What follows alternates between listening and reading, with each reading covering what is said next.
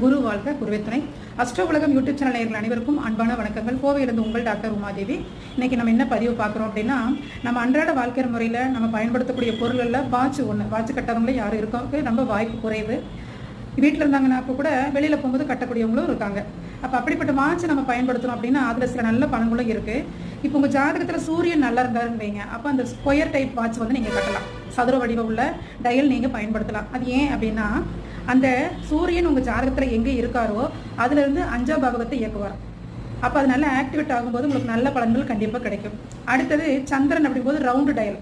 அந்த வாட்ச் நீங்கள் கட்டும்போது சந்திரன் உங்கள் ஜாதகத்தில் எங்கே இருக்காரோ அங்கேருந்து 5ஆம் பாவகம் செயல்பட ஆரம்பிக்கும். அப்போ நம்ம ஒவ்வொரு நாளும் வாழ்க்கையில் நம்ம பயன்படுத்தக்கூடிய பொருள்களையே எவ்வளவு மாற்றங்களை நம்மளால் கொண்டு வர முடியும்.